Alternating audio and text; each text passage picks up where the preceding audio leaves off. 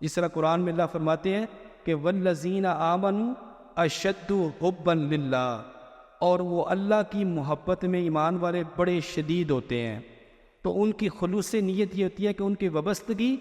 Attachment اللہ کے ساتھ بڑی گہری ہوتی ہے، وہ رشتہ جو ہوتا ہے وہ بڑا اعلیٰ رشتہ ہوتا ہے۔ تو خلوص نیت کا ہونا،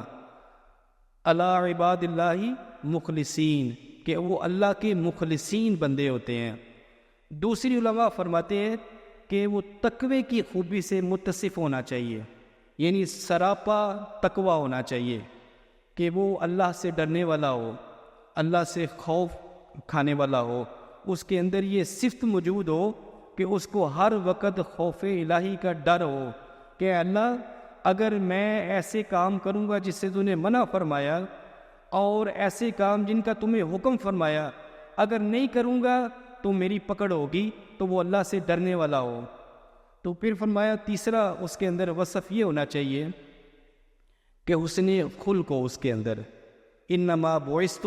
لأتمم مکارم الاخلاق، بے شک میں اعلیٰ اخلاق کی تکمیل کے لیے بھیجا گیا ہوں۔ تو اس کے اندر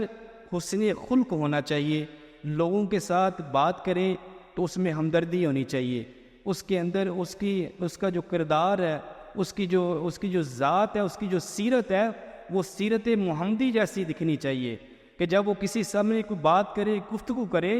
تو اس کی گفتگو میں، اس کی بات میں وہ شرینی، وہ لذت، وہ نرم لہجہ، وہ ایسا ڈلکنا چاہیے کہ دوسرے بندے کو وہ قائل کر سکے۔ تو اس کے اندر حسن خلق کی خوبی ہونی چاہیے۔ پھر فرمایا کہ اس کو سچا ہونا چاہیے، راست باز ہونا چاہیے، الصابرین والصادقین والقانتین والمنفقین والمستغفرین بالاسحار۔ قرآن نے یہ فرمائی، خوبیاں بتائی اس کی کہ وہ صابرین ہوتے ہیں، وہ سچے ہوتے ہیں، وہ جھکنے والے ہوتے ہیں، وہ اللہ کی راہ میں خرچ کرنے والے ہوتے ہیں، اور وہ ایسے ہوتے ہیں والمستغفرین بالاسحار کہ وہ راتوں کو اٹھ اٹھ کے اللہ کی بارگاہ میں گریہ زاری کرتے ہیں، اللہ اگر کوئی کمی کوتاہی رہ گئی ہے تو مجھے معاف فرما دے۔